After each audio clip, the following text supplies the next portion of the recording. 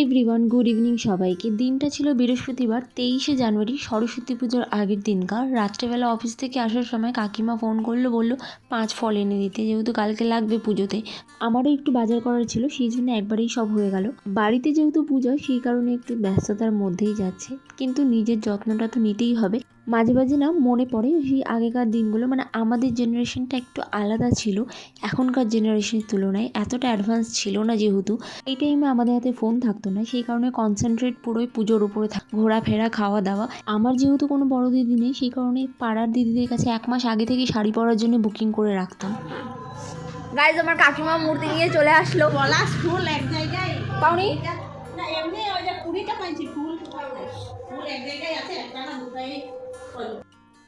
সরস্বতী পুজোর সময় পলাশ ফুলগুলো যে কে নিয়ে চলে যায় ভগবানই জানে। আমিও মার্কেটে পাইনি একটাও, কাকিমাও গিয়েছে, অনেকক্ষণ খোঁজার পরে পেয়েছি। লালটা করছি, সেই লালের মধ্যে ফুটে, আগের বারেরটা অতটা ফুটেনি। হ্যাঁ, আগের বারে সাদার মধ্যে ছিল এই আলপনাটা। দেখি কাকি মুখটা একটু দেখা, কে বানাচ্ছে দেখতে হবে না।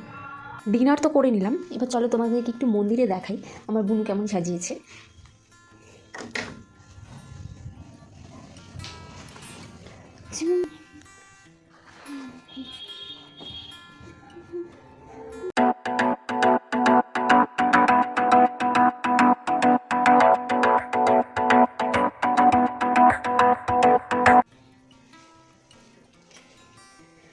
যেহেতু সকালবেলা তাড়াতাড়ি পুজো, তো সেই কারণে ভাবছি আজকে রাত্রিবেলায় সব বের করে রেখে দিই।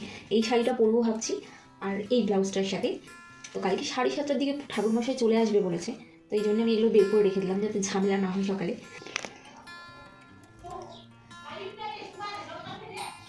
Good morning. সকালে উঠে ঘরের সব কাজ করে কাকিমারা জোগাড়জান্তি করছে, আমি স্নান করে আসলাম, এখন রেডি হব। ঠাকুরমশাই বলেছে 7:30, 7:30 অলরেডি এখানে বাজে, তো আই থিঙ্ক 8টা 8:30তে আসবে। তো চলো আমি রেডি হই, রেডি হওয়ার পরে তারপর তোমাদের সাথে দেখা হচ্ছে। টাটা। কোনো রকমে রেডি হচ্ছে, ঠাকুরমশাই চলে আসছে, মন্দিরে বসে আছে, তো সবাই তাড়াহুড়া করছে। চলো একটু টাইম আছে, তোমাদেরকে একটু একটা পার্সেল দেখিয়ে দিই। অনেকদিন থেকে পার্সেলটা আসছে, ভাবছিলাম তোমাদেরকে দেখাবো, তো দেখানো হয়নি। একদম তাড়াতাড়ি দেখাচ্ছি, যেহেতু পুরো টাইম হয়ে গেছে। আমি যেহেতু করবো এটা এখন, তো এটা একটা দেখো, সুন্দর লাগছে না? এটা একটা আছে, আর এটা একটা আছে। ভাবছি এটা পরবো।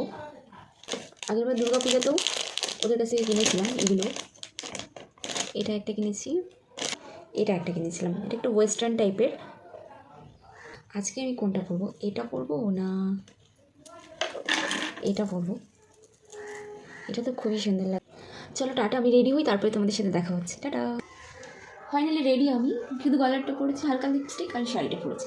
ঠাকুরমশাই চলে আসছে, ওদিকে লেট হয়ে যাবে, চাই কি করবো না?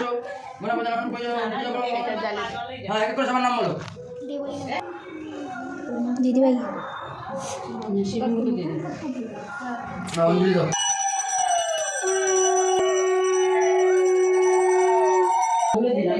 দেখি আমার মুখটা বাপ, এত শান্তির জল, সেটাই তো স্নান করাই দিছে ওকে শান্তির জলে। ফাইনালি পুজো তো কমপ্লিট হয়ে গেল, এবার প্রসাদ বিতরণ। সবাই বাচ্চাদেরকে প্রসাদ দিয়ে দেবো, কারণ কি উপোস ভাঙতে হবে এখন। আমি একটু চা খাচ্ছি, প্রচণ্ড মাথা ধরেছে, অনেক সকাল, ভোর 6:30টার দিকে। আমরা এখন চাল বাছতে বসছি, খিচুড়ি হবে। এদিকে গুড়িয়াও চাল বাছতেছে। কি বাছতেছিস গুড়িয়া? চাল।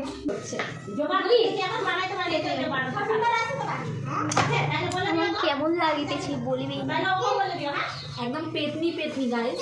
সবাই ভিডিও শুট করতে আসতেছে, মেকআপ টেকআপ করে, কারণ কি তখন মেকআপ করার টাইম পাইনি। মেকআপ করে এখন আমরা আসছি ছাদে রিলস বানাবো বলে। খুব সুন্দর রোদ্র দিচ্ছে। তুমি পাশের বাড়ির ছোট্ট পাকা বুড়িটা এসেছে, সবাইকে দেখছে শাড়ি পরতে, এখন ও শাড়ি পরবে। যেহেতু ওকে শাড়ি পরিয়ে দিচ্ছি, যেইভাবে দাঁড়াতে বলছি সেইভাবে দাঁড়াচ্ছে, একদম কিউটি পাই।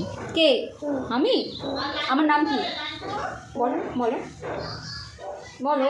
কি পূজা আজকে? না, সরস্বতী পূজা, ওই সরস্বতী ঠাকুর। এত সুন্দর লাগতেছে গুড়িয়াকে দেখতে, পাকা বুড়িটা কি সুন্দর। আমার জীবনে সব আছে বাট শান্তি। এই যে আমি এখন ফ্রেশ হয়ে এখন যাচ্ছি ডিউটি, ভাইকে বললাম একটু ছেড়ে দিতে, অনেক লেট হয়ে গেছে। আমাদের যেহেতু এখন ফেস্টিভ টাইম চলছে সেই জন্য কোনো ছুটি নেই। আমার মতে ঠিক বয়সে ঠিক শখটা পূরণ করে নেওয়াটা খুব দরকার। এই সময়টা তো আর ফিরে পাবো না, সেই জন্যে যতই কষ্ট হোক আমি দিনটাকে ভালো মতো সেলিব্রেট করেছি, রিগ্রেট না করে। আলটিমেট ব্যাপারটা হচ্ছে নিজে হ্যাপি থাকাটা ইম্পর্টেন্ট আজকের দিনে। তুমি যেই পরিস্থিতিতেই থাকো না কেন বাট নিজে হ্যাপি থাকতে চেষ্টা করো, তাহলে দেখবে সব ভালো। ভিডিওটা এই পর্যন্ত দেখার জন্য